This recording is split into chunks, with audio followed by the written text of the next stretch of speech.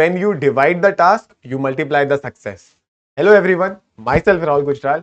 Welcome back to our Boards Plus CUET series. और आज वो टॉपिक आ ही गया है, डेलीगेशन वर्सेस डिसेंट्रलाइजेशन। तो ये एक ऐसा टॉपिक है जिससे बच्चे डरते हैं, स्टूडेंट्स डरते हैं, मैं भी डरता था, बट नहीं डरना, अभी क्लियर हो जाएगा 10 मिनट्स के अंदर। Okay, so without any further delay let us start.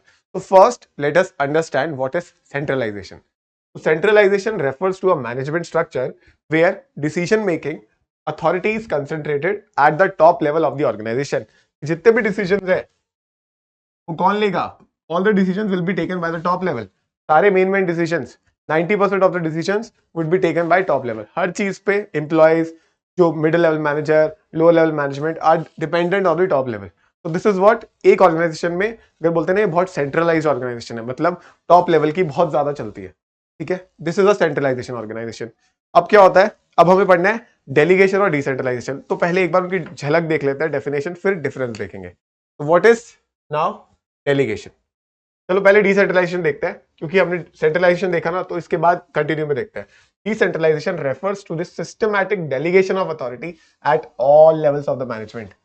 जब हम टॉप लेवल से मिडल को भी दे दे और लोअर को भी दे दे, बोथ मिडल और operation level gets some authority कि now these kind of works which we used to do earlier, अब वो आप कर लो। पहले ये काम हम करते थे ना टॉप लेवल में, अब आपको परमानेंटली दे दिया हमने, आप जाके आप ये अब से आज से आप ये काम आपका, आप संभालो। ठीक है, आपकी responsibility. This is what delegation of authority at all levels. So all levels is very important. ठीक है, decision making power is distributed to middle and lower levels. Key feature, first, delegation at multiple levels. Authority is distributed throughout the organization. सिर्फ middle पे नहीं जा रहा है, सिर्फ lower पे नहीं जा रहा है, सारे लेवल्स पे जा रहा है। Decision making power, lower and middle level managers have the right to make important decisions. So now the middle level manager and the lower level manager, उनकी भी पावर बढ़ गई है, they can take some decisions, right?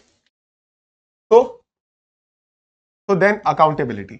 Each level is accountable for the decisions made. Accountable मतलब कि अगर कुछ problem हो गई तो किसके ऊपर सवाल आएगा? अगर वो पावर अब मिडल के पास है तो मिडल के ऊपर आएगा, वो पावर अब लोअर के पास है तो लोअर के ऊपर सवाल उठेगा।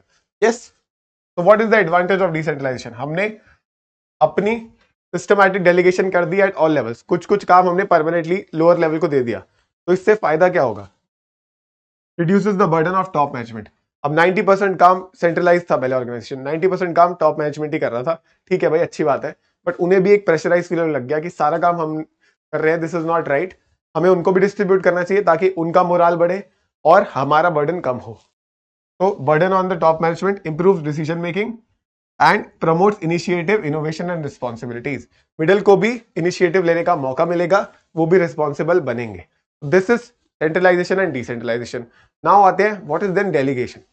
अब डेलीगेशन भी होता है ट्रांसफर करना, ठीक है, काम दूसरों को देना, बट यहाँ पे होता है बहुत शॉर्ट स्केल पे और रूटीन टास्क के लिए। पर और एक चीज देखो, अब delegation refers to the transfer of authority by a superior to a subordinate to perform specific task. मैंने क्या बोला? ट्रांसफर ऑफ अथॉरिटी, है ना। अब देखो, the superior remains accountable for the task, the main line, and this is the difference. The superior remains accountable. Suppose, ठीक है, let us take an example.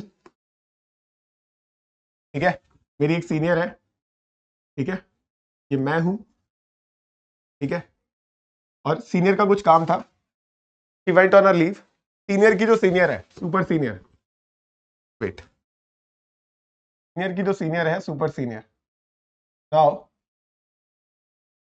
Super senior ने बोला सीनियर को कि ये काम मेरे को 5 डेज में कंप्लीट चाहिए। 4 डेज के बाद एक दिन बचा था, कुछ काम बचा था, थोड़ा सा रह गया था। अब मैम की तबीयत खराब हो गई, मैम ने बोला राहुल तुम कर दो ये काम। मैंने कहा मैम बिल्कुल कर दूंगा। तो मैम ने अपना काम ही मुझे थोड़ा सा दे दिया कि एक दिन का काम बचा है, प्लीज ये आप कर दो, आप भी सीख जाओगे, आप कर लो। ठीक है, अब मैं वो भाई कैजुअल आदमी, अब मैंने नहीं करा, मैंने बेकार कर दिया काम, मैं कर नहीं पाया पूरा। ठीक है, फिर से बहुत बड़ी गलती हो गई। ठीक है, अब क्या हुआ, मैम मुझे थोड़ा डांटेंगी, yes, but who is still accountable? Ma'am, क्योंकि सुपर सीनियर बोलेगी मैंने आपको काम दिया था, आपने किसी को भी दिया हो, मुझे उससे मतलब नहीं है, मैं आपसे बात करूंगी, मैं आपसे बात करूंगा। तो that is what delegation is. Ma'am ने मुझे अपना काम दिया, यस, बट परमानेंटली वो काम मेरा नहीं हो गया, वो था काम मैम का ही, पर मैम ने मेरे को ट्रांसफर कर दिया था अभी के लिए। तो दिस इज डेलीगेशन। अगर आप ये समझ गए ना, तो now you know the difference. तो see, the superior remains accountable for the task while granting the subordinate the right to make decisions। कि हाँ, मुझे जो काम मिला उस पर अथॉरिटी मेरे पास है कि मैं वो काम करा रहा हूं, बट स्टिल नाम किस पे आएगा अगर वो काम नहीं होता? मैम पे।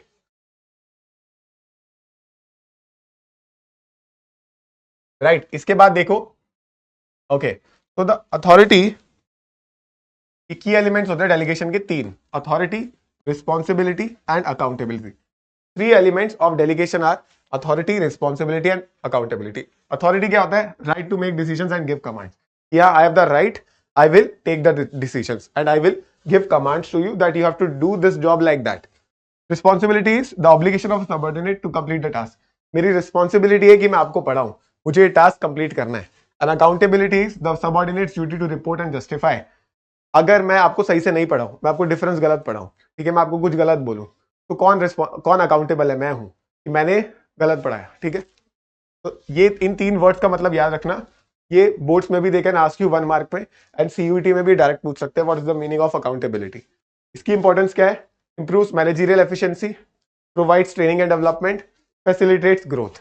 राइट, तो मैनेजरियल एफिशिएंसी बढ़ती है, ट्रेनिंग एंड डेवलपमेंट मिलती है। जैसे मान लो मैम ने मुझे वो एक दिन के लिए काम दिया, तो मैं सीखूंगा उसे एक दिन में, मुझे ट्रेनिंग मिलेगी।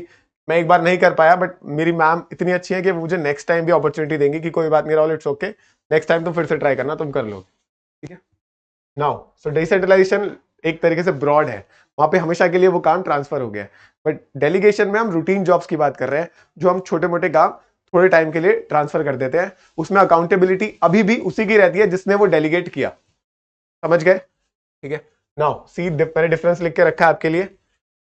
नाउ डेलीगेशन इज कंपलसरी, क्योंकि कुछ काम ऐसे होते हैं जो कभी कभी आप पूरा नहीं कर पाते, आप किसी और को ट्रांसफर करते हो कि please can you see this, की थोड़ा सा एरर है, can you help me out, I am busy, होता है। तो delegation is compulsory, but decentralisation is optional.